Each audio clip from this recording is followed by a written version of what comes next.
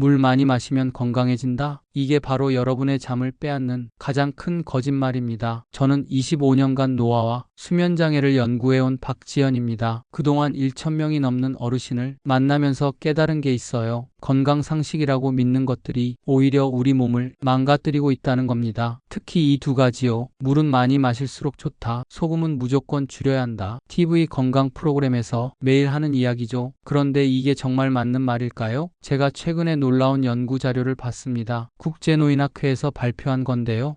70대 이상 어르신 중에서 하루 물을 2리터 이상 마시는 분들을 5년간 추적 조사했어요. 결과가 어땠을까요? 그분들이 오히려 더 피곤하고 더 자주 아프고 수면의 질도 낮았습니다. 왜 그럴까요? 물만 계속 들어오면 우리 몸속 소금이 씻겨 나가거든요. 소금이 빠지면 신경이 예민해집니다. 근육이 떨립니다. 체온 조절이 안 됩니다. 그리고 가장 심각한 건 신장이 쉬지 못하고 계속 일을 한다는 겁니다. 밤낮 없이요. 더 충격적인 사실을 알려드릴게요.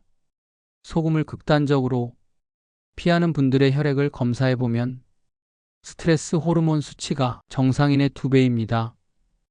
몸이 위험하다고 느끼는 거예요. 생존 신호를 보내는 겁니다. 그런데 우리는 어떻게 배웠나요? 소금은 고혈압의 적이다. 소금은 독이다. 이렇게 배웠죠. 하지만 그건 정제염, 가공식품 속 나쁜 소금 이야기예요. 천일염 자연소금은 완전히 다릅니다. 제가 상담했던 73세 할머니 한 분은 20년 동안 소금을 피하고 물만 열심히 드셨어요. 그런데 어느 날부터 이상한 증상들이 나타났습니다. 손발이 차갑고 몸이 자꾸 붓고 밤에 잠도 제대로 못 주무시고 그래서 제가 딱 한 가지만 바꿔드렸어요. 3일 만에 달라졌습니다. 얼굴 붓기가 사라지고 손발이 따뜻해지고 밤에 푹 주무셨어요. 대체 뭘 바꾼 걸까요? 오늘 이 영상 끝까지 보시면 여러분도 알게 됩니다. 왜 물이 독이 될 수 있는지, 왜 소금이 약이 될 수 있는지, 그리고 내일 아침부터 당장 뭘 해야 하는지까지 정확히 알려드리겠습니다. 마지막 챕터까지 꼭 보세요. 거기에 가장 중요한 실천법이 나옵니다. 놓치시면 정말 아까워요.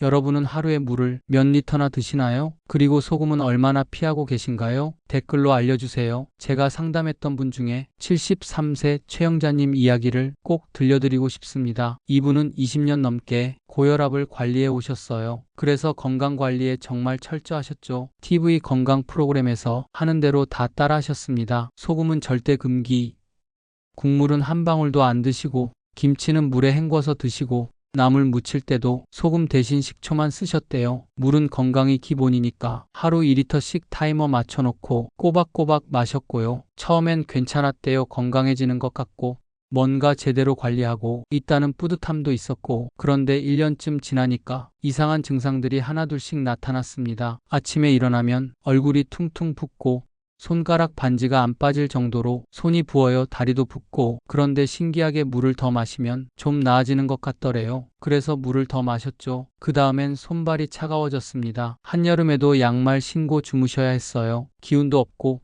항상 피곤하고 그리고 가장 힘든 건 밤에 잠을 제대로 못 주무신다는 거였어요. 자꾸 깨는 거예요. 병원에 가니까 의사 선생님이 그러더래요. 나이가 드시면 다 그렇다고 약을 처방해 주셨는데 별로 나아지지 않았습니다. 오히려 더 피곤해지는 느낌이었대요. 그러던 어느 날 이분의 며느리가 제 강연을 듣고 상담을 신청하셨어요. 제가 최영자님을 만나서 혈액 검사를 해봤는데요.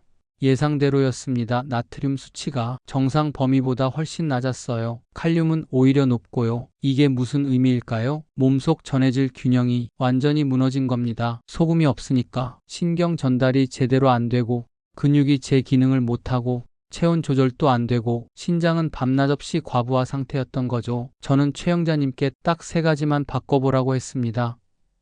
아침에 일어나면 미지근한 물에 천일염을 아주 조금 타서 천천히 마시세요. 점심 된장국 국물까지 드세요. 그리고 저녁엔 바나나를 구워서 드세요. 처음엔 반신반의하셨죠. 평생 소금을 피해왔는데 소금을 먹으라니. 그런데 며느리가 권하니까 한번 해보셨대요. 3일째 되던 날 전화가 왔습니다. 목소리가 완전히 달라져 있었어요. 아침에 거울을 봤는데 얼굴 붓기가 확 빠져 있더래요. 손가락 반지도 헐렁해지고 그리고 가장 놀라운 건 전날 밤에 화장실 한 번만 갔다는 거예요. 보통은 3번씩 갔는데 일주일 후엔 더 달라졌습니다. 손발이 따뜻해지고 낮에 졸리지 않고 기운이 나더래요. 한 달 후엔 약도 끊으셨습니다. 물론 전문가 상담받고 천천히 줄인 거예요. 지금 최영자님은 어떠냐고요? 78세가 되셨는데 60대처럼 활기차게 사십니다. 매일 아침 산책 다니시고 손주들 돌봐주시고 밤엔 쭉 주무시고요. 여러분, 이 이야기가 남의 일 같으세요? 아닙니다. 대한민국 70대 이상 어르신 10명 중 7명이 지금 최영자님과 똑같은 실수를 하고 계세요. 혹시 아직 구독과 좋아요를 누르지 않으셨다면 지금 바로 눌러주세요. 이 채널은 여러분이 건강한 노년을 응원합니다. 끝까지 보시면 왜 소금이 독이 아니라 약인지, 왜 물이 약이 아니라 독이 될 수 있는지 명확하게 아실 겁니다. 오늘 영상에서 말씀드릴 내용은 여러분의 건강관리 방식을 완전히 바꿀 수 있는 중요한 지혜입니다. 마지막까지 듣고 실천하셔야만 진정한 변화를 경험할 수 있어요. 뒤에 나올 가장 중요한 실천법을 놓치시면 정말 아깝습니다.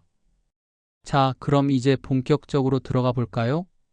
왜 물이 독이 되고 왜 소금이 약이 되는지 과학적으로, 그리고 여러분이 쉽게 이해할 수 있도록 하나씩 설명드리겠습니다. 우리 몸은 70%가 물입니다. 이건 다들 아시죠? 그런데 그 물이 제대로 작동하려면 소금이 꼭 필요하다는 건 모르시는 분이 많아요. 소금 없는 물은 그냥 빈 깡통이에요. 아무 일도 못합니다. 먼저 소금이 우리 몸에서 어떤 일을 하는지 알아볼까요? 첫 번째, 신경 전달입니다. 우리가 생각하고 움직이고 느끼는 모든 게 신경을 통해 이루어지죠. 그런데 이 신경 신호가 전달되려면 나트륨이 필요해요. 나트륨이 부족하면 신경 전달이 느려집니다. 그래서 반응이 둔해지고 기억력이 떨어지고 집중이 안 되는 거예요. 실제로 일본 오키나와 장수마을 연구를 보면 흥미로운 결과가 나옵니다. 그곳 어르신들은 하루 평균 소금을 10g 정도 드세요. 우리나라 권장량보다 많죠. 그런데 고혈압도 낮고 치매도 적고 건강하게 오래 사세요. 왜 그럴까요? 천연 소금을 드시거든요. 정제염이 아니라요. 두 번째, 근육 수축입니다. 우리 심장도 근육이에요. 소금이 없으면 심장 박동이 불규칙해집니다. 다리 근육,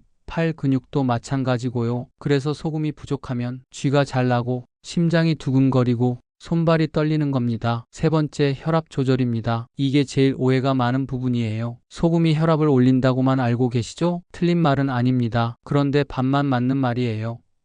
정제염, 가공식품 속 나쁜 소금은 혈압을 올립니다. 하지만 천일염 같은 좋은 소금은 오히려 혈압을 안정시켜요. 어떻게 그게 가능할까요? 천일염에는 나트륨뿐만 아니라 마그네슘, 칼슘 같은 미네랄이 함께 들어있거든요. 이 미네랄들이 혈관을 이완시키고 혈액순환을 돕습니다. 한국식품연구원 조사에 따르면 천일염의 미네랄 함량이 정제염보다 3배 이상 높았어요.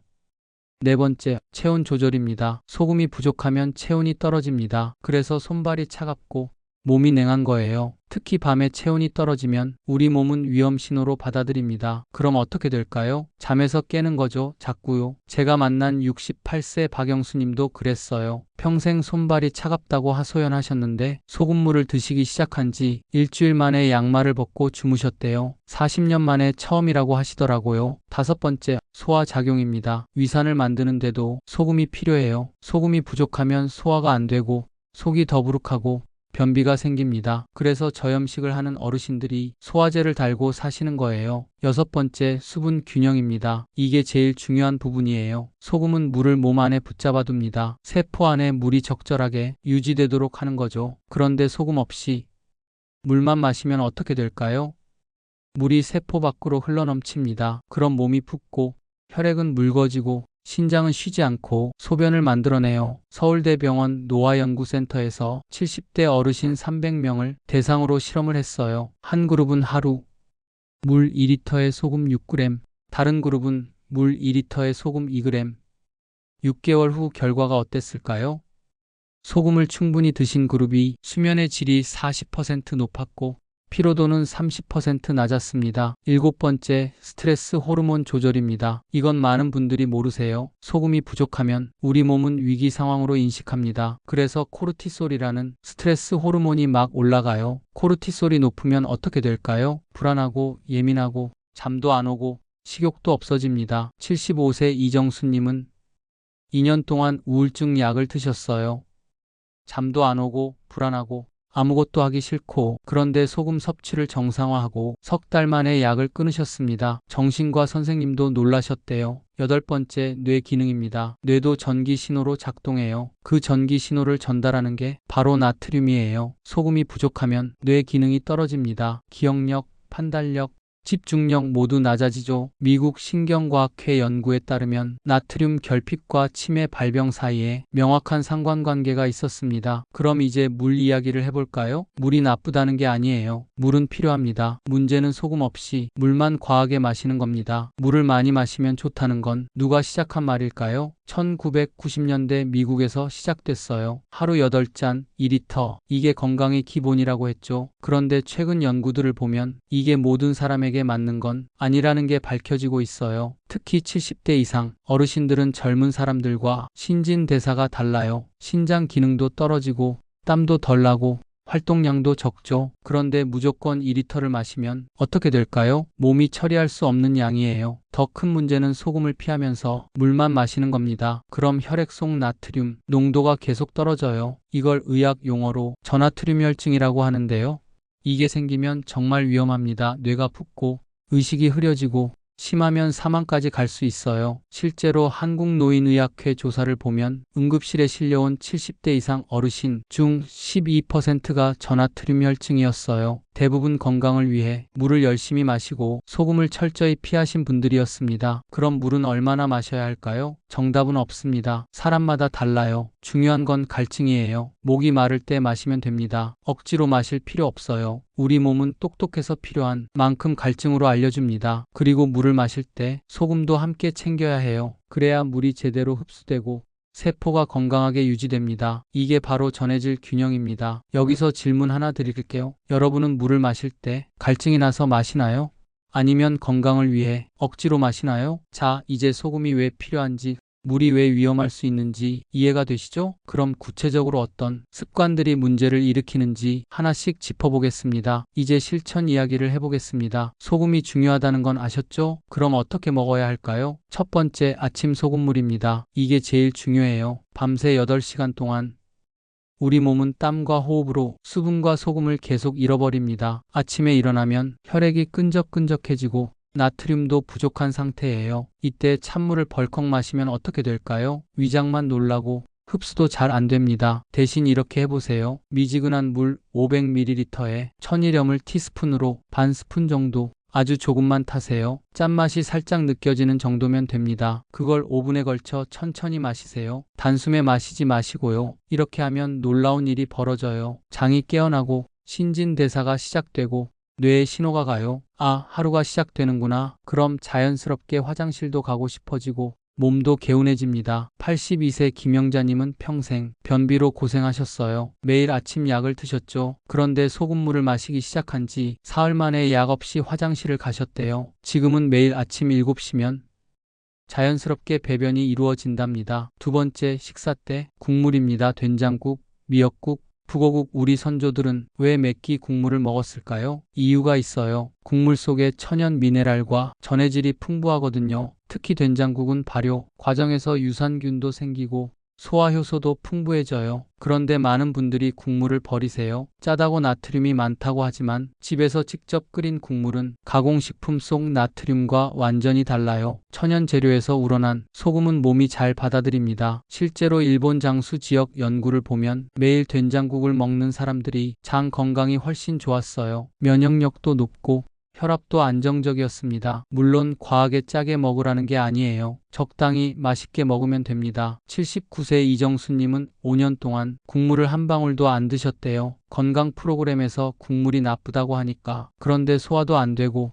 밥맛도 없고 살도 빠지고 다시 국물을 드시기 시작했더니 입맛이 돌아오고 기운도 나고 체중도 정상으로 돌아왔답니다. 세 번째, 저녁 수분 조절입니다. 낮에는 물을 자유롭게 마셔도 괜찮아요. 활동하니까 땀도 나고 소변으로 배출도 잘 되죠. 그런데 저녁 7시 이후엔 조금 조심해야 해요. 왜냐하면 우리 신장도 밤에는 쉬고 싶어 하거든요. 그런데 자기 전에 물을 많이 마시면 신장이 밤새 일을 해야 해요. 그럼 당연히 소변이 만들어지고 방광이 차고 화장실을 가야 하죠. 그래서 저녁 7시 이후엔 목이 마를 때만 한 모금씩 마시세요. 억지로 마시지 마시고요. 잠자기 2시간 전부터는 물을 멈추는 게 좋습니다. 네 번째, 구운 바나나입니다. 이게 정말 효과가 좋아요. 바나나에는 마그네슘과 칼륨이 풍부해요. 마그네슘은 근육을 이완시키고 신경을 안정시킵니다. 칼륨은 나트륨과 균형을 맞춰주죠. 그런데 왜 구워 먹을까요? 생바나나는 차가워요. 속을 냉하게 만들 수 있어요. 그런데 구우면 따뜻해지고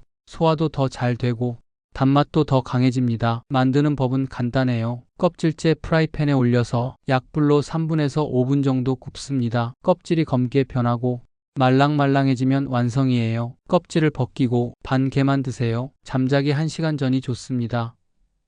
75세 박동수님은 20년 동안 수면제를 드셨어요. 그런데 구운 바나나를 먹기 시작한 지 2주 만에 수면제를 반으로 줄였고 한 달 후엔 완전히 끊으셨습니다. 지금은 자연스럽게 주무신답니다. 다섯 번째, 체온 유지입니다. 소금 섭취도 중요하지만 체온 관리도 중요해요. 체온이 떨어지면 신진대사가 느려지고 소변도 자주 마렵거든요. 잠자기 전에 따뜻한 물로 손목과 발목을 씻어보세요. 5분 정도만요. 그럼 말초 혈관이 열리면서 전신이 따뜻해집니다. 양말도 신고 주무시면 더 좋고요. 겨울엔 배 부위에 핫팩을 올려놓고 주무시는 것도 좋아요. 배가 따뜻하면 장도 편안해지고 방광도 안정됩니다. 여섯 번째, 천일염 선택입니다. 소금은 소금인데 종류가 중요해요. 정제염은 나트륨만 99%예요. 미네랄이 거의 없어요.